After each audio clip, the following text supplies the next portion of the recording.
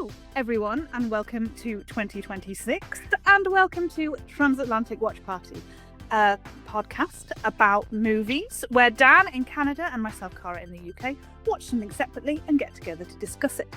And this week we are discussing the 1972 disaster movie. I love a disaster movie from the 70s. The Poseidon Adventure. We have a radar target on the port bow. Ladies and gentlemen, your attention, please. It is exactly 50 seconds to midnight. Hard left. Get up for Mayday.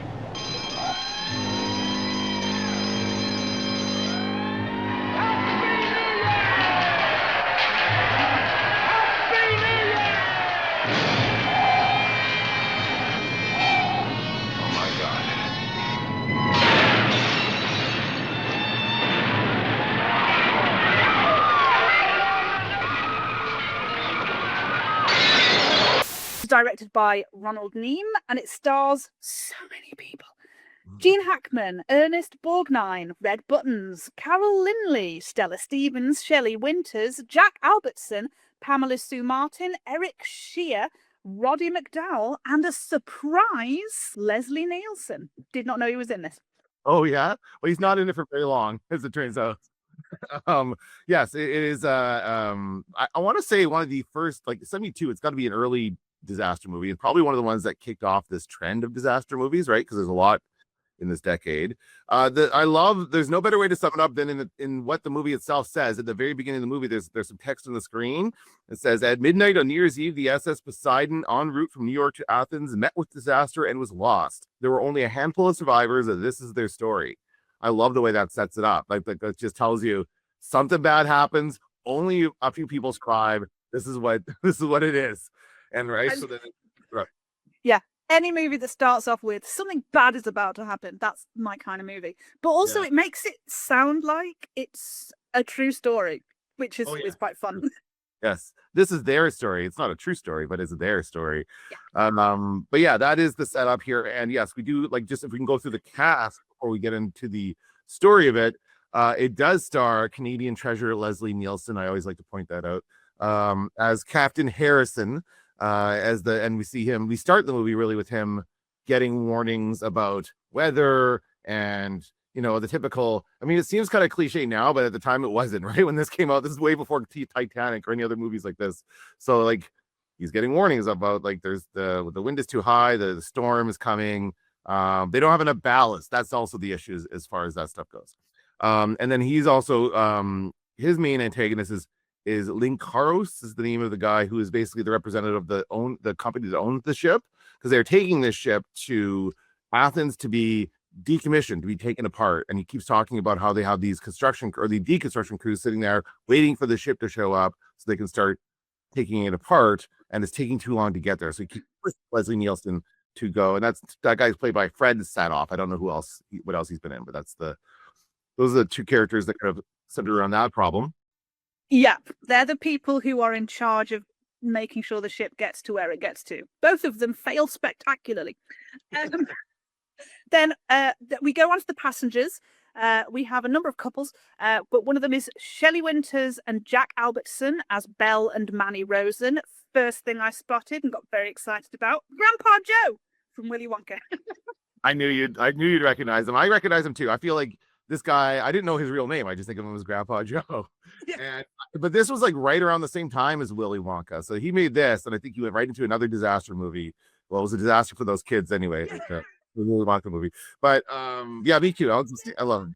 I have never considered Willy Wonka as a disaster movie, and I'm going to have to rewatch it now with that sort of idea in my head, because that's very good. It's, when you think about the way this plot goes and the way that plot goes, where people just get picked off one by one. Like that happens in Willy Wonka. Anyway. Oh my God. And Shelley Winters, big star, and a very beautiful younger star. I saw her in, oh my gosh, a film, something about last summer or something, with Elizabeth Taylor. And she was fantastic. And so they are heading to Israel to see their grandson. And the main thing about Shelley Winters' character is that she is heavy set, and it is fat phobia central. Whenever she speaks, moves, is referred to, it's not pleasant. Well, it is. It's probably the worst part of this movie, honestly. There's a lot. It's an issue with her, although she does have a chance to shine. Yeah, she's bad. Then, of course, we have Gene Hackman as Reverend Frank Scott, possibly the worst reverend ever.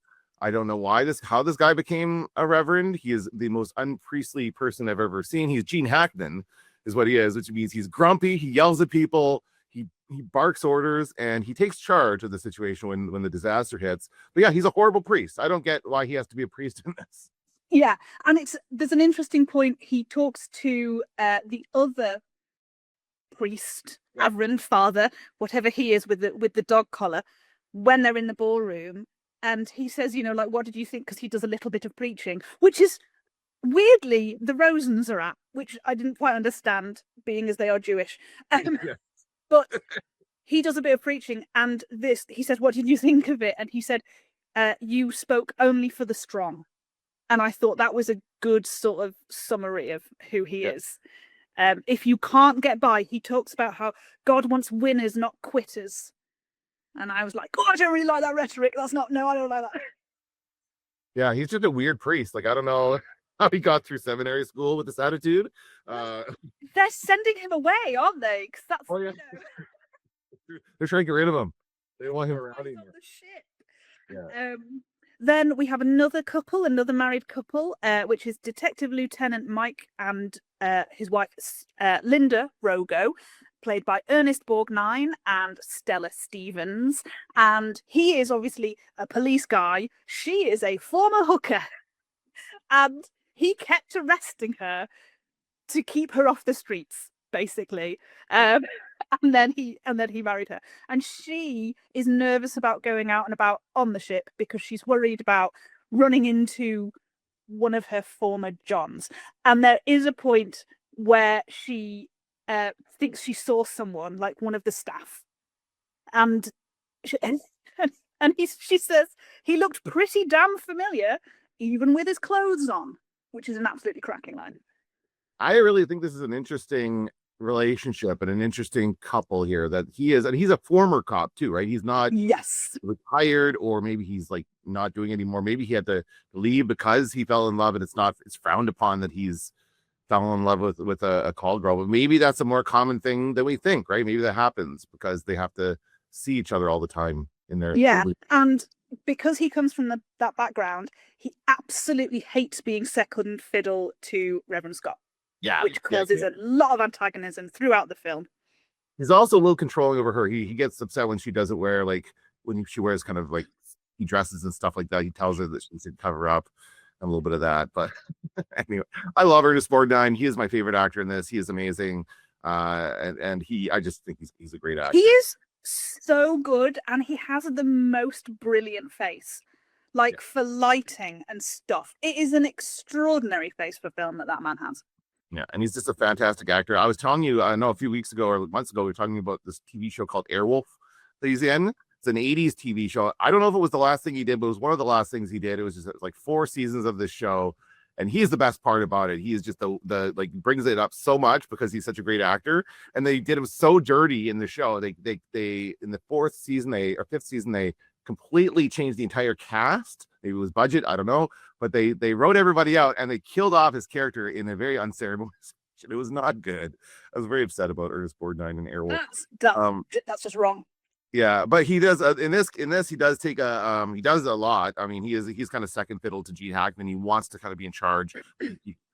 They both kind of like help, I guess. And then finally we have, we have a few more, but we have Eric Shea as Robin Shelby, and then Pamela Sue Martin as his sister Susan Shelby. And I gotta be honest, I mixed her up with the other young woman actor that you'll get to in a second. Quite often. Forgetting who she was. They have different color hair. I know, but they have similar lines. But it's I love the kid. This kid who plays Robin, he's like typical little kid character from this era, right? Of 60s, 70s. Like, I do this and I do this. And I want to go see this. I'm going to go over to the engine room and I want to go there. I said at one point he's being kind of annoying. The ship's generators create enough electricity to light Charleston, South Carolina, and Atlanta, Georgia. Shelby, That's right. cable. Thank you. Hey, it's my turn to open the cable. Don't be so childish. Mother and I waiting impatiently your arrival. Our thoughts and our love with you on this New Year's Eve. Dad. We should have sent them a wire. I did. Then how come you didn't ask me for my idea? I mean what to put in it. Why couldn't I have had a brother that's a little easier to live with? You stop jumping up and down on my bed and go take a shower. What shower? I'm going to the engine room. You're going to church services. On my vacation? Will you get in that bathroom? But the third engineer promised to show me the propeller shaft. Have you seen the newest season of Stranger Things? No, I watched the first season and I never really took to it. Oh, it doesn't matter. People have seen the latest season will know who Derek is. Derek is a new character in the show, and he's a really annoying kid. And it's like at some point, this kid, Robin, had big Derek energy because he was just being just annoying. But that's kind of what he meant. Like at one point, he refers to he talks about landing a 600-pound marlin. Oh God! Father, when talking and kind of referring to Mrs. Rosen about like that, kind of comparing her to a 600-pound marlin is what he was saying. Very, very nice. And then he apologizes about it later, which I thought was hilarious. Yeah. She's like, don't worry about it. Yeah, and they're like in the middle of doing something like climbing up a ladder, and she's like, "That's what you're worried about right now." This is very cute. But when he first arrived, because he's the first person you see, like running across the deck, and the ship swaying, and there's water hitting in the face, and he goes up onto the bridge, and they're all like horrified, like, "What are you doing here? You're meant to be in your cabin." And I thought, is that Ron Howard? He's got Ron Howard's face and hair. I was surprised it wasn't him. Yeah, he's just a little too old at that point. I think he was too happy around this time. And then we have the last. Sorry, you go ahead. You've got the last characters here. Yep. So we have James Martin, who is played by Red Buttons. Akers the waiter, played by Roddy McDowall, who is not Scottish.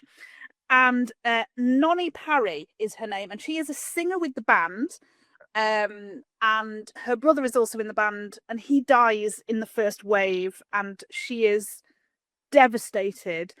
And James, who is a single solo man in his sort of late 40s, early 50s, and a haberdasher. That's very important. I don't know why, but it is. What does the haberdasher mean? I think it's sort of. We had a shop. I went to university in Aberystwyth, and we had a shop there called the Haberdashery, which was very enjoyable for me. I do enjoy that kind of thing. And I don't know. I just think of it as like a sort of everything shop. But like, I don't know why I think of sewing supplies being in there. But at some point, maybe I should have looked up what a haberdasher was. But he works hard. He's in his shop all the time. Oh, okay. I see what you're saying. So he doesn't have time for love. Belle Rosen is devastated about this. But he goes to Nonnie and gets her to come on the sort of saving themselves trip that they're about to go on. And they get really close. And he just really looks after her. And he's adorable. And I love him. And I would die for him. Yeah, he's got, I think, one of the best characters in the movie because he's the heart of it. In the end, he's the one who kind of keeps them going with his speech. And I think Red Buttons, I think he was a comedian. I think he was best known for comedy. So this might have been a different take for him, like a more dramatic role, something that he hadn't done before. That was interesting. Oh, yeah, and yes, and Akers is the waiter, and he sort of kicks the whole thing off. Because after the first wave, he appears on like an upper/lower level and helps them start their ascendancy towards the bottom of the ship. It all gets very confusing. And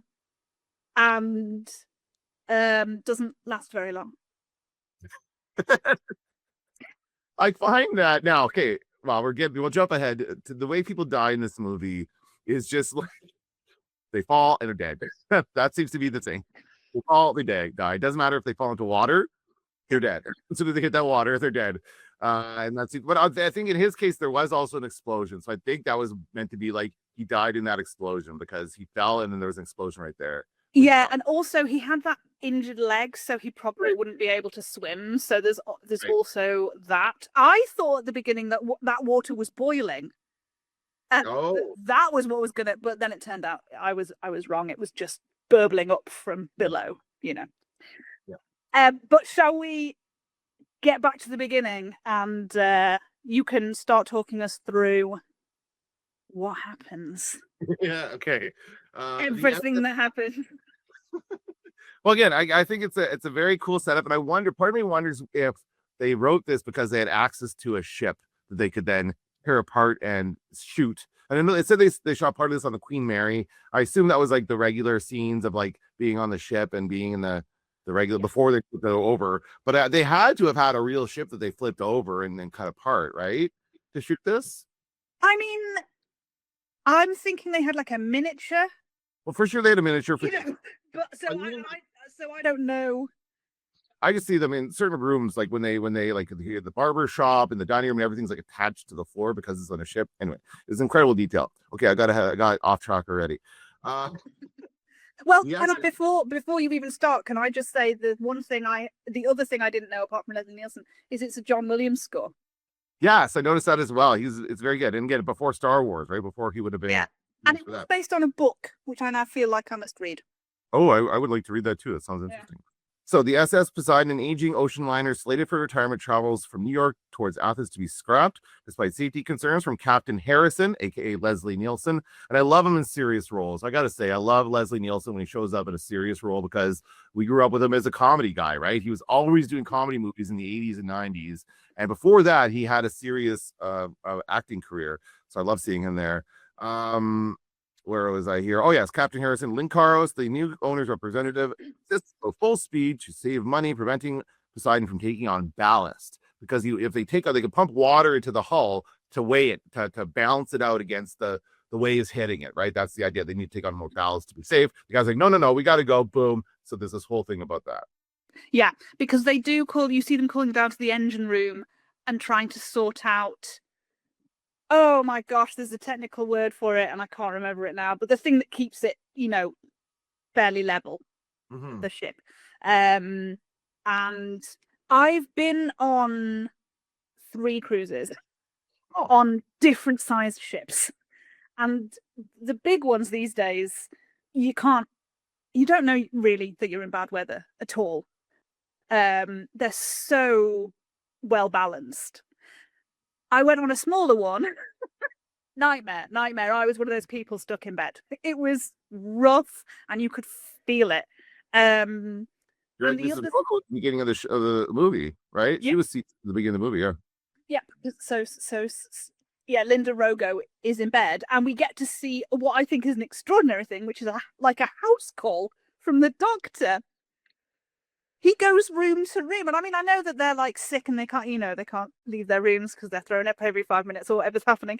But that's incredible to me that a nurse and a doctor both turn up at your cabin. Brilliant service. So we meet the main characters. There's a little bit where Nonny is rehearsing and Akers seems rather taken with her. And then that's sort of never dealt with again. That's never brought up. But then we get like the big night is New Year's Eve. And they are all in the ballroom, having the time of their lives. And the captain is at the table and he gets a call. And they have been informed that there's been an undersea earthquake. So they're running around everywhere trying to get in touch with people and find out what the problem is and what this has caused and how they might be affected. And then a huge wave comes out of nowhere and knocks them over. Well, I love how the captain has his little phone there with a little red light so that he's got to be on call, right? And that's how they had to do it back then, right? Yeah. There's no wireless anything at this time.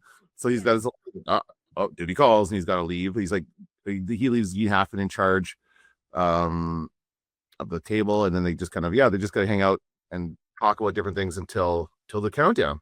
One of the different things they talk about, the captain, I think, informs Linda that Poseidon is God of earthquakes and other miscellaneous natural disasters. And I'm like, oh, good.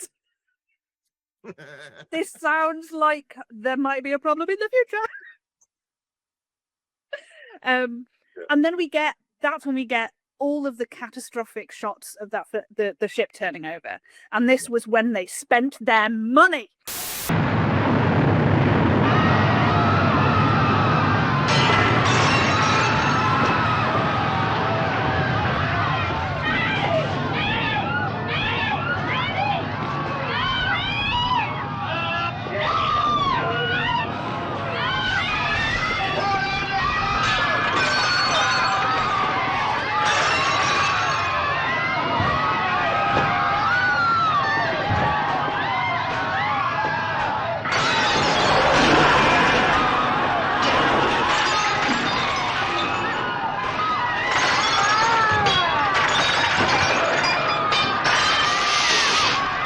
People sliding down things and cameras tilting and people off camera throwing stuff, so they could make all this chaos, and people hanging onto things and then falling, and we get that kind of brilliant shot of the person falling from the table, which is now on the ceiling, into that beautiful glass skylight sort of thing. Yeah, and then it settles and they're all in the ballroom and there are bodies everywhere. There's one particular body that is so brilliantly placed, a woman in a pink dress who is leant backwards with an arm behind her head. And a point that you're going to talk about in a minute, when they're rescuing Susan from the table where she is up on the ceiling, she is directly behind Gene Hackman as he's trying to organize that rescue. And I was like, just the idea of him trying to rescue someone while there's a dead body behind him, the juxtaposition of that is fantastic. Yeah, and there's like dead bodies pop up at really surprising times in this movie, like throughout. Like when he's underwater later on, he comes through a door and there's a body floating right there. It's just like just has to push it away and keep going. So yeah, I think that's like the whole shock of the death in that first scene, in that first disaster, because there are subsequent explosions and stuff that cause further disasters, but that first one, let's see here, I have in the dining room, survivors take stock of their predicament. Akers, an injured waiter, is trapped in the galley door, so he's high up, it's upside down, so he's like standing on like an awning kind of a thing for the doorway. And yeah, like you said, they rescue Susan, the sister, from the table. She's like stuck on a table. It is attached to the floor, which is now the ceiling. So she drops down and they do the whole pulling the thing tight. It's what they should do more in 911, Cara. They do that. I don't see that in the firefighter show. Firefighter move that. But she drops down, she's safe. And then they have to figure out a way to get up to Akers to get out of there. It's the only way they're going to be able to get out of the ballroom, because they're on the ceiling now. And so then they have the idea to take the Christmas tree, this huge Christmas tree that has fallen down. And that was did it fall down later on? It falls down later on. It falls down the first time, and then it falls down again later. And yeah, after they use it as the reason they're going up is because of the little kid. Somebody says, we should go up, and then the little kid is like, yeah, we should go to the bow because it's thinner there. Yeah, he talks. Yes, that's right. And Ernest Borgnine is not interested in what a kid has to say at all at any point during this film, and the kid is always right. He is, yes, and Borgnine will never listen to him. That's very true. Let's see here. Oh yes, and then this is where they have the conflict where the purser is telling everybody to stay put. And he's saying there's help coming for us. We just need to stay where we are. We don't need to go. And meanwhile, Gene Hackman's like, no, we got to get out of here. This is going to fill with water. The ship is upside down, so it's gonna sink eventually. We need to go. So then they split, and more than half the passengers stay. I think, right? Quite a few of them stay behind. Hundreds, however, because if you think about it, only it says here, the Rosens, the Rogos, Susan, Robin, Akers, Nonny, and Martin agree to us. There's 10 or so of them that go. There's tens of people who are left, if not hundreds, left in that ballroom who decide to stay. And the immediacy with which Gene Hackman is proved right is kind of hilarious. Yeah. As soon as he gets to the top of the thing, it's like boom, explosions, and it all kind of descends into chaos, and those people are all goners. Well, the funny thing I thought when the water comes in is, I mean, it does come in fast, but it doesn't like fill the room. So I was like, a lot of these people are still alive, and that's gonna be a slow death. That's horrible. Yeah. And yeah, they put the Christmas tree back up, and some of the people are trying to climb up. And he's trying to help them. Gene Hackman is trying to help them, and he's grabbing for their hands, and they're grabbing for him, but too many people are climbing the tree, and it falls over. And then he just walks away and very slowly closes the door. There's not even like the door isn't airtight or anything. There's a gap you can still see through it.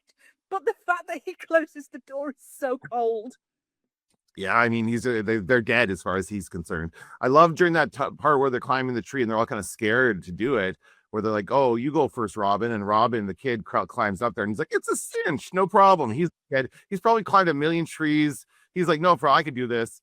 And then everyone else like having such a hard time with it. Although it's really just it's what's her name?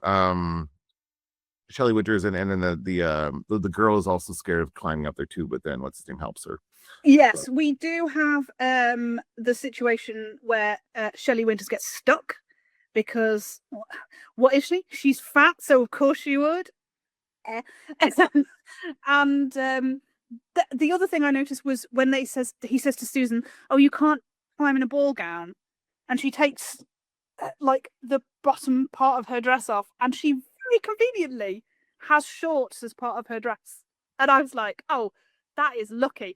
But then they immediately turn to Linda and they're like, "You're going to have to take your dress off as well." And she's like, "I'm wearing nothing underneath this." Slightly less convenient there, Linda. So Ernest Borgnine gives her his shirt, and that is all she wears. Just her pants. She's got a pair of pants on and his shirt for the rest of the movie. Mm-hmm. And this is when he decides to come back and shame her for not wearing more. It's like, you see, you should, because he knew that they were going to be in this situation, right? Yeah. So yeah, they get out of the water. The water fills the room, and the ship begins sinking. And as you said, the Gene Hackman closes the door on them, and then they head towards the engine room. Is the next part of the movie. Yes. So Scott leads his group towards the engine room while they are climbing a ladder inside a ventilation shaft. The ship rocks from more explosions, and Akers falls in the most hilarious way and perishes because the way he falls, he's holding onto the ladder and then he kind of just it's like he's a cartoon character, like he can't move. It's very, very odd. It made me laugh a lot. It does look like he just let himself go. He's like, "Okay, now it's time for you to fall, Roddy." Okay, boom. He's like, just falls into the water. And before that, he's hopping up the ladder because he's got his leg injury, which I thought was great. And even before that, that's not mentioned in here, is we get the point where they're trying to go up the underside of the stairs. Mm-hmm. Oh yes, and they're using the fire hose to pull them up. Yeah. Yeah, and that use of the hose is absolutely fantastic. Love that a lot. Everyone else gets it put around their back and they like walk up. But for Shelley Winters, they have to put it around her front and hoik her up on her ass because she is fat. And this is where the little boy says, "I can help pull her up. I helped pull a 600-pound catfish out with my dad." It's all right, Mrs. Rosen. I helped my dad pull in a 600-pound swordfish off Hawaii. And I was just like, please let this stop. Please let this end immediately. And the water starts to chase them. It's always good when we get to a point where the water's coming in and chasing them out of the situation.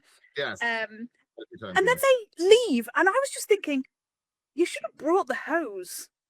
I just feel like that would have been really helpful. That could have been potentially very helpful in other situations. I'm surprised they left it behind.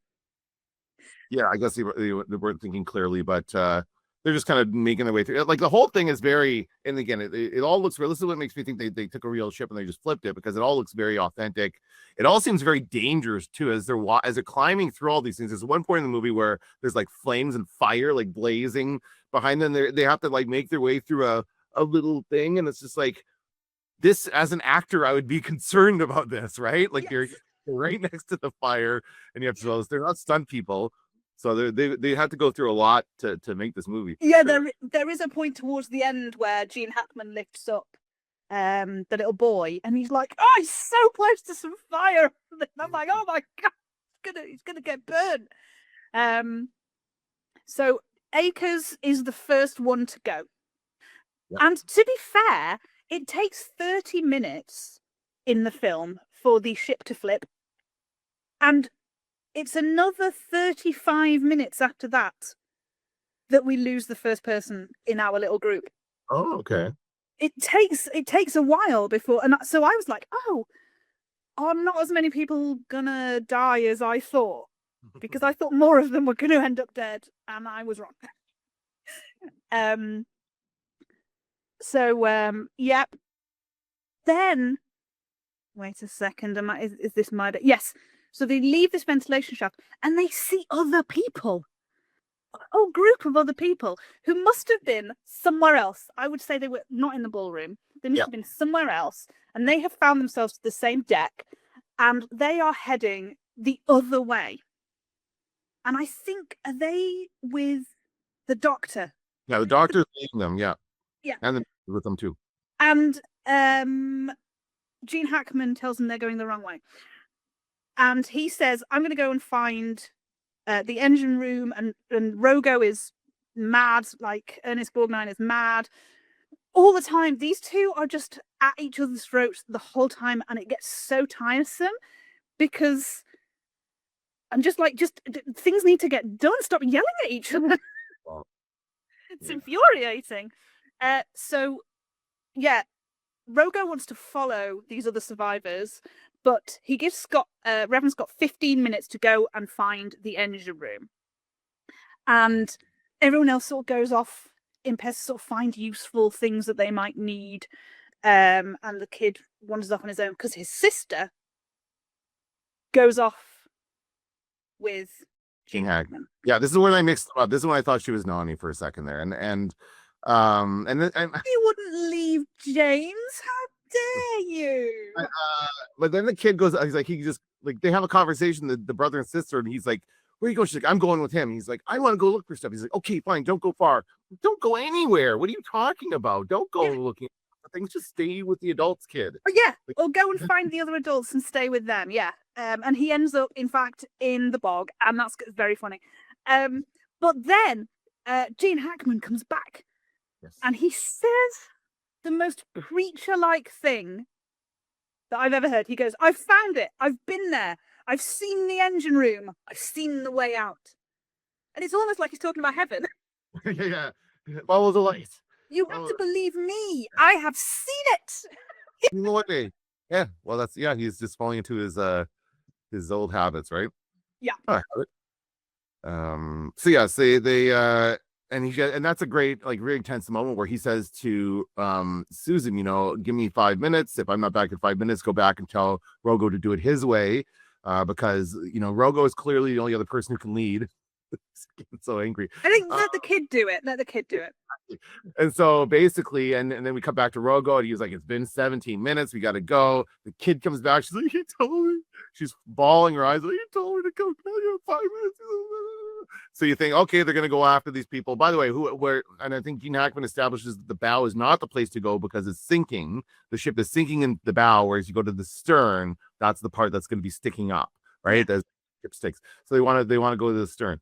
So the kid, and we have like 2 seconds of thinking, "Oh crap, are they going to go with these other people?" And then Gene Hackman shows up covered in oil or whatever. He's had an ordeal, and he comes back and says, "No, I found it. I found the engine room," as you say, and follow me. And he leads them to the engine room. So, but it's not that easy to get to the engine room, as it turns out. No, what do they have to do, Dan?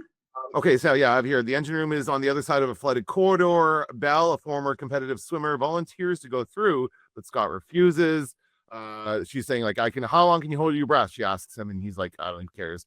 And she's like, "I can do it for 35 feet. I'm like, 35 feet sounds like a long ways to go underwater. I would be terrified to try that. I can't hold my breath very long. And so then he goes underneath, he takes the rope. So the idea is he's going to swim under there, bring the rope, tie the rope along, so then they can pull themselves along to get to the engine room. It's just a short underwater passage. And that's probably the most like stressful part of the whole escape for me, because just the underwater part is just so unknown. It's so terrifying.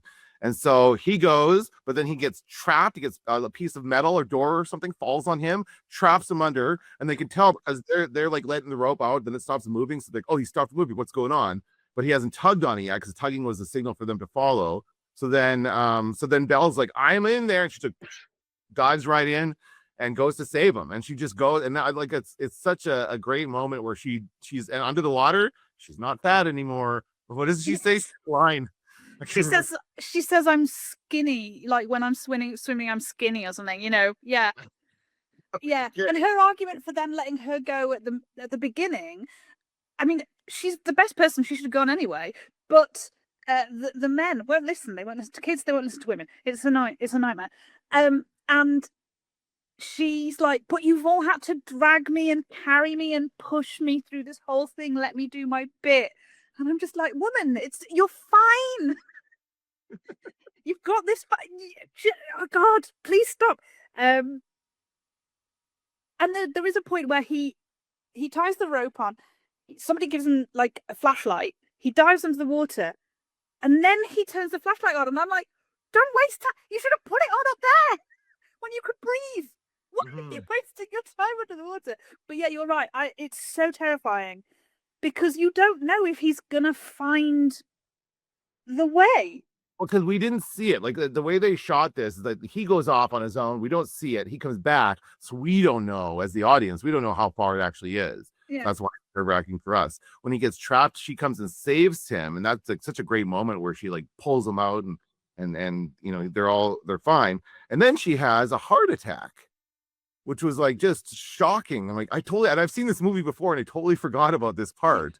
And it's just like you can tell immediately what it is. And she's like collapses. And I'm like, oh my God, is she dead? Like I couldn't remember if she died or lived or whatever. And she's not right away. She is like, she's like collapses, and Gene Hackman goes to her, and they have this moment where she's like, give Aunt Manny, my husband, this necklace for our grandson.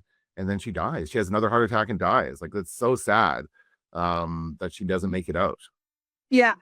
And she's been trying to give that necklace to Manny like the whole time. That's right. Every time they get to a new bit, she's like, leave me here and take the necklace. I'll never make it. I'm too fat.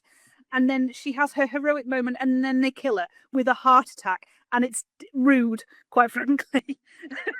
But also, you were saying earlier about all the bodies that are floating in the water. There's a point where she's swimming before she's found Gene Hackman under the door. She swims past a body, and I thought that was him. Yeah.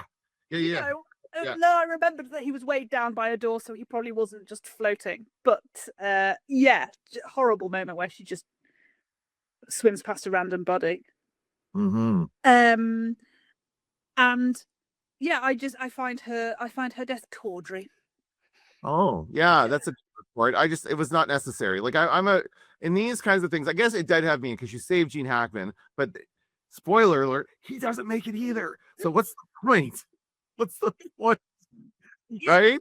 I don't get it. It's just and it wasn't like she meant to sacrifice her life. She didn't know she was going to have a heart attack. She was just like, she's like, I'm a strong swimmer. I can hold my breath. I can do this. And she did it. And then, once again, because of her weight, I assume is what the thing is. Like, she's overweight, so she has heart problems. Is the lesson here, I guess. I don't know. It was all the whole thing about her weight is ridiculous. And I hate that part of the movie as well. Yeah. The other thing that I didn't really understand is when Mike Rogo, Ernest Borgnine, he says he'll go through and find out what's going on because it's been so long since Belle jumped in. Mm-hmm. Because Reverend Scott is so broken up about her death. It really, really affects him. And so he's not tugged the rope. And so Mike swims through and he's like, what, you didn't tug the rope. But he hasn't told the others that he'll tug the rope. So he then has to swim all the way back. So like, didn't think that through. Did not think it through. Yeah, and then this is you're not in charge, Mike. Well, then he gets back and then he doesn't even tell them what happened. Like, he's like, what about Belle? And he's like, she made it. That's all he says is she made it. She saved him. And she doesn't say what happened. He doesn't want to tell him what happened. So then Grandpa Joe jumps in the water to swim underneath to go and find out. And he's just like, pull the rope, pull yourself along the rope. Because at this point, I didn't realize at the time. I'm like, oh, why is he doing that? I'm like, oh no, they all have to do that. They all have to go underneath and pull themselves along to get to the engine room. So this is just the first person to go at this point. Yeah. Then he gets to the other side and sees that she's gone, and he is of course devastated. And then Gene Hackman gets him, gives him the necklace and says, "This is for your grandson. You still have a reason to live." The last thing she said to me was, "Give this to Manny to give to our grandson, from both of us. Your place is with the living. If you don't come with us, her death is meaningless." And so he does. He leaves his wife there and comes along to the engine room. Then we get to sort of the final room on the situation. So they get to the propeller shaft room, and they're all sort of climbing up and trying to find, and there's a door and they need to turn a wheel, and it's all, they can't quite get there, and it's all quite complicated. And then there is another explosion and Linda falls. And Linda's death to me is the most convincing. Oh, is it? I was going to say it's the least convincing. You tell me why you think it's. I'll tell you why.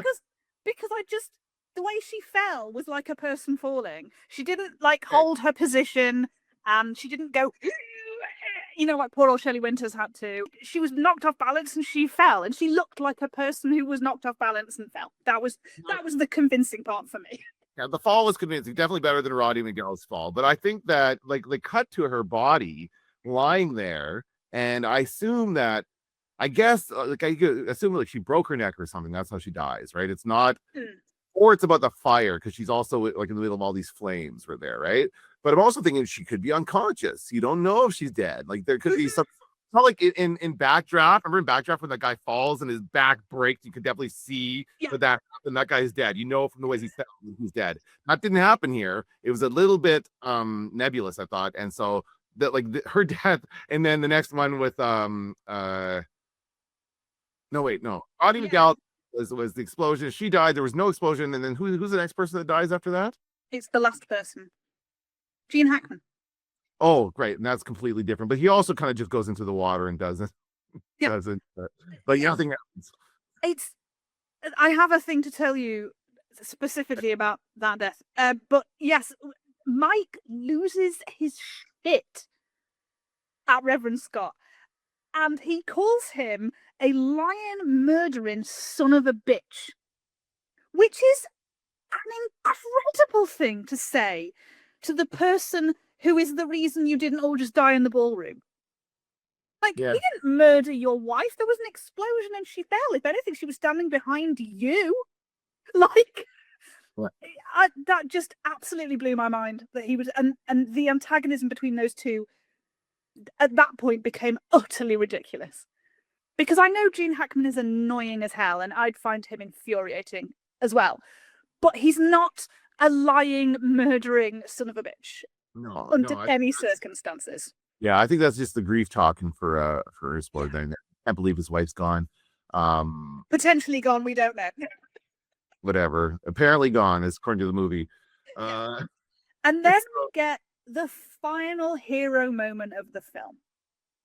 Because Gene Hackman jumps and lands and is hanging on to the wheel that he needs to turn, and he is slowly turning it like it's some kind of thing in American Ninja or whatever that show is, and he's like using all of his upper body strength to turn this wheel, and he makes the most epic of speeches where he is screaming at God, and he says, how many more sacrifices, how much more blood, how many more lives? You want another life, then take me. And then he just lets go of the wheel.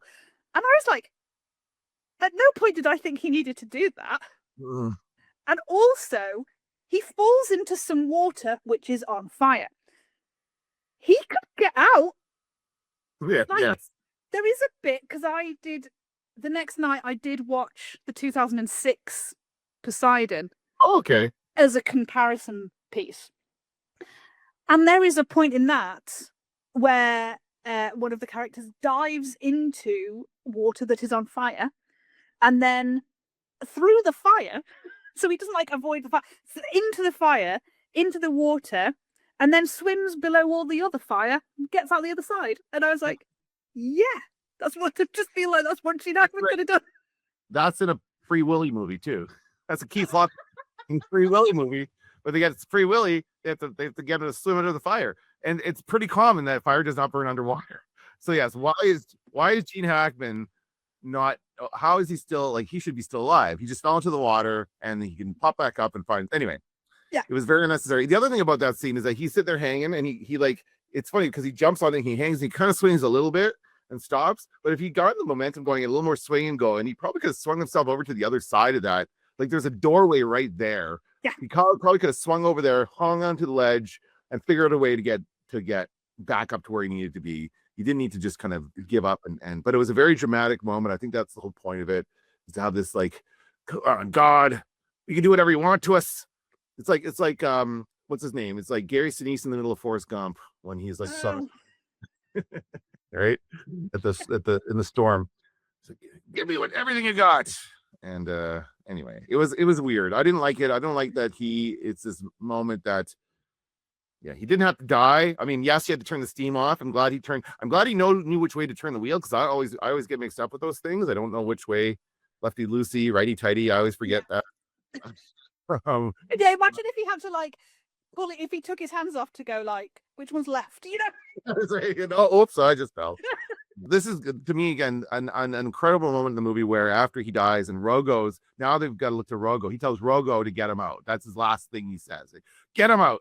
So, but Rogo's still like just devastated with grief because his wife has just died. He can't even focus. He can't even do anything. And that's where Red Buttons comes in with his great speech. What do you think you're doing, Mr. Rogo? You heard the Reverend? He said get them through. Well, go ahead. Get us through. You'll be all right, sis. You'll be all right. What kind of a policeman were you? You've done nothing but beef and complain. Always negative, always destructive. Well, now's your chance to do something positive for a change. Are you quitting, Mr. Rogo?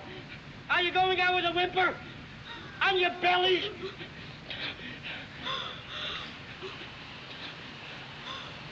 All right, you. That's enough. And so they get out because the kid knows where they are. The kid knows that they're at the part of the thing where it's only an inch thick. The tull is only an inch thick here, so they can hear you. So they start banging on the outside and they get rescued. Yeah, because as they go in, they hear some knocking and they think, is that so they grab some pipes and start, they start knocking on the hole, and then you see, the thing, they're cutting the hole in the opening in the thing, and they all get out through the floor/ceiling and rescued by a helicopter. Yeah, well, those cool 60s helicopters. I love those things, those big ones. Yeah. Passenger helicopters. And it's really like, and that's it. And they find out, like, what about people from the bow? Did you rescue anybody else? I'm like, no. And this is it. So the people from the bow didn't make it. People going the other way, nobody else made it except for them. 6 survivors out of the entire, about hundreds of people on that ship. And that's it. And they get, and that is the end of the movie. Like, there's no falling action here. There's no like wrapping things up. It's like they're rescued and the helicopter takes off and that's it. The movie's over. I love that. Yeah. But you know what's really funny? We have not mentioned Nonny once. Oh, see? Because pretty much all she does is worry and cry. Say she can't do it. Bless her. Before the podcast, you said, should we add her to the characters list? Because I didn't have her on the main characters list. And I'm like, oh, yeah, of course. Because I made that list before I'd watched the whole movie. I'm like, yeah, she makes it to the end. But yeah, she doesn't do much except for cry. But I think that's important because I think there is like always going to be a person like that in these situations, right? Who are just kind of like paralyzed with fear, who aren't going to do anything. And you have to have Red Buttons there to help her get along. And basically, he takes care of her the entire way. Yeah. And other people are yelling, and he's like, no, just give her a second, and I will get her through this. And like the bit where she freezes on the ladder after Akers has died, that is so realistic. Yeah. And the way he gets her to go, like, one wrong. Okay, now the foot. And it is achingly slow. It is absolutely terrible. And the water's coming up. That's one of like the best, most stressful parts of it, I thought. And then when they're all swimming, 'cause she can't swim, when they're all swimming through, pulling themselves through on the rope, she says she's not going to go. And so James says to her, then I won't go. We'll stay here together. And that prompts her to go. And I just think their relationship was so wonderful. And I hope they kept in touch afterwards. I'm sure they did. Hopefully. As they all sue the cruise line for Absolutely. So final thoughts. I love this movie. I am a proud owner of this movie now because it was the same price to rent it as it was to buy it on Apple TV. So now I own it for $4.99. I bought it, and now I can watch it whenever I want. Although I always forget when I have these digital copies, but I'm glad I do because I've definitely watched this a number of times over the years. I definitely will come back to it. It is, I think, a very important movie in the scope of all these disaster movies. I think it did open the door. It's one of the ones that kind of started the trend, and everyone else is kind of copying, but it's the only one that did this with a boat, right? It's the only one. There's all kinds of different ones for different situations, but this is the only one that took a boat. Have you ever heard of a movie called Free Enterprise? No. It's a very obscure film. Nobody seems to know it, but it's a really cool movie. It's kind of like Swingers for Nerds, about these two guys who are really into Star Trek and comic books and stuff like that. And William Shatner's actually in it as himself, which is hilarious. But came out right around the time as Titanic, and there's a guy in there having a conversation about disaster movie, and he's talking about Titanic. He's like, Titanic, they sink the boat sinks at the end of the movie. It's no fun. In Poseidon Adventure, they flip the boat at the beginning of the movie. Irwin Allen did everything first. You see Titanic? Did you see it? Anybody can flip a ship over in 3 hours at the end of the movie. Irwin Allen did it in Poseidon Adventure at the beginning of the movie, man, with Shelley Winters on board. Now that's hard. Do you realize that? And the acting, no comparison. Leonardo DiCaprio, Red Buttons, no comparison. I knew Irwin Allen. I've seen him, by the way, still alive. He's not dead. He's not dead. He's frozen. He's frozen along with Walt Disney. He's right. They flip it around at the beginning of the movie. The thing happens not right at the beginning, but very soon on. And then they have to deal with getting out of this thing. It's a crazy situation, and it's nerve-wracking. I would have loved to have seen this in the theater. I wish I was old enough at the time to see it. I would definitely go to a re-release of this if it came out. Yeah, I saw the 2006 one in the cinema, and because I love a disaster film, that was absolutely great for me. That would be great. Yeah, for sure. I didn't see that one. Yeah. Oh, it's definitely worth a watch. Okay. The more modern one has the real sense that they are being chased by water up this boat. Okay. Every step of the way, there is water coming after them. And it really does add to the tension. I really enjoyed it. So what would you give it from on your letterbox? What did you give it? I will give it a 4.5 out of 5. Very good. I gave it a 3.5. I do really enjoy it, but the deaths are rather silly. And the fat shaming sucks. Yeah, and the fat shaming sucks. And as a disaster person, the deaths are kind of my favorite part. Leave them to be good. Yeah, fair enough. All right. Did you have a best moment? My favorite moment, although it was slightly fatphobic, but when they're climbing the Christmas tree and he starts shoving Belle because she's stuck and she has no idea because she can't see anything, and she goes, "What?" and she's just going, "What's happening? What's going on down there?" Because she has no idea, and I thought that was good. But my worst thing was, all the shouting and refusing to listen to the kid. I needed a little less of that. And also the fat shaming. I needed a lot less of that. Yeah, I I gotta say, Ernest Borgnine probably had my favorite lines. He's like, I was flying around on my ass. He was just all this stuff. He was very funny. The kid was good too. I really liked the kid. And he did he's so smart. He gets them out of these situations. So he was great as well. I don't know if it's my favorite 70s disaster movie. I've seen a few of these, but it is up there as far as certainly one of my favorite boat movies. I might like it better than Titanic. Yeah. Right. I mean, the point at which the Titanic actually starts sinking. That's Oh, it gets really good then. Isn't the propeller when the guy hits the propeller? When the guy hits the propeller. We all know that's the best bit.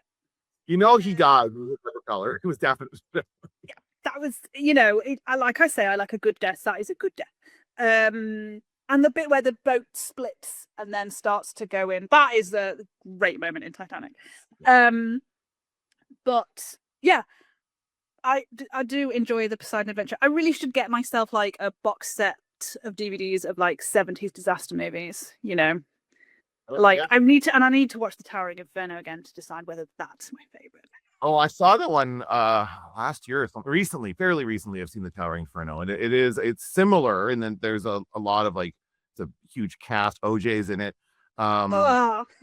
And there's also a few other people, but it's obviously a different situation. But I think part of it is like preying on the fears of society, right? Like the boat thing is like, you know, anybody who's been afraid of going on a cruise because they're afraid the ship is going to sink. That's that fear. But the Towering Inferno, that one's about like skyscrapers and this new form of architecture that just was starting to become popular in the 70s when they're building these huge tall towers. And the idea of getting all these people out of that building when there's a fire is crazy. They're both essentially sort of inescapable situations, because one of them you're trapped on a boat and the other one you're trapped in a building, and like if the exit is, you know, blocked, what are you gonna do? There's nowhere to go. I have no idea what we're watching next. Do you have ideas? You don't have something you want to watch? I mean, I have so many things I want to watch, but I don't know if we're trying to stick to a theme or just pick a film. So I've got a couple of things I want to do this year. For movie wise, like I'm turning 50 in a few months in April, so I want to watch a movie for every year of my life, like a movie that came out every year of my life, right? So that's brilliant. So I'm not gonna do it like every day or anything like that. I'm gonna basically try and get to 50 by the time I turn 50. It's my goal here. So for the first one would be 1976 is the year I was born, and I thought maybe we could watch Rocky. Have you seen Rocky? I've never seen Rocky. I would love to watch Rocky. Rocky. I think it was the #1 movie the year I was born. So I think that is enough reason to watch it. It's been a long time since I've seen Rocky. It's been certainly years.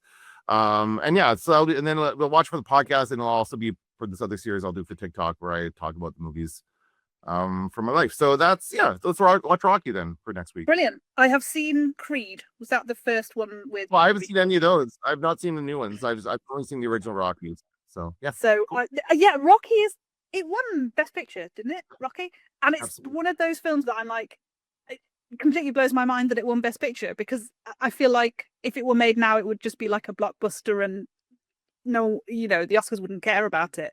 So I'm really intrigued what it was about it that did that.